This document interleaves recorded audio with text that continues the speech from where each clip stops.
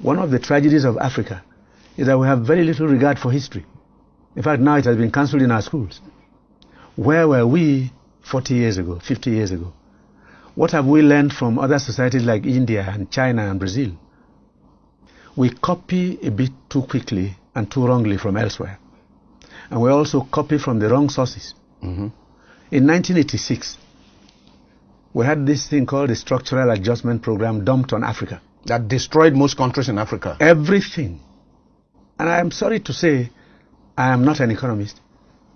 I was in Hong Kong visiting with a friend when we heard on television that the auctioning began in April. Auctioning of our national currency. Exactly.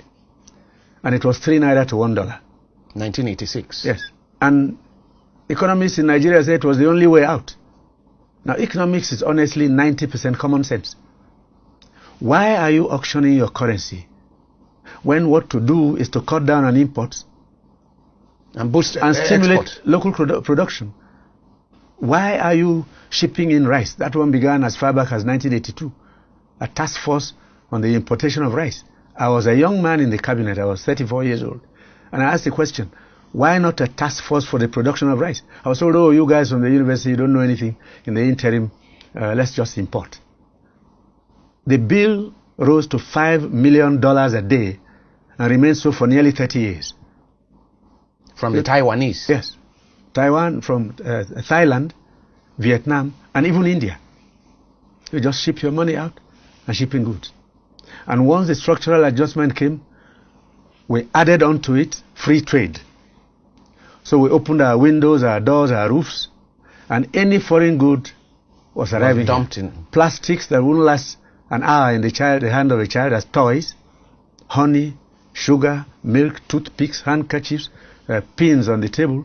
We produce nothing. If you go to your house and look around, practically everything. What is it that is made here? Almost nothing. And we said it was perfect. Why? Oil and gas money. You ship out oil, send the proceeds to sustain other economies and bring in their goods. Along with the goods, unemployment and poverty started. Yeah. So then we lost all our institutions, yes. Industries. Yes, exactly. The granite pyramids everything in the north disappeared because it was no longer fashionable. The textile industry to go to the farm. So, if you go to the southeast, between 1982 and 1990, 510 industries sprang up. I think the Igbos then decided, rather than trade, we'll produce. Less than 90 of those industries are still running. The factories have closed, their owners have died. 500 industries. In the east, the owners have died, their dreams have died. All of this is being caused by a fundamental problem. There's discomfort. There is major discontent all over the place. Young people have nothing to aspire to. Young people can't think of a day when they will marry, have a flat of their own, own a job, and even if they have a job today, the wage is too low. Then at the bottom of it all again is that since 1986, we've had the most tragic philosophy of economic management, where interest rates have stood on the average at between 25% and 35%. And no one can invest with that kind of thing. Now, how do you borrow at 35% unless you are into crime? Maybe cocaine. What do you produce with 35%?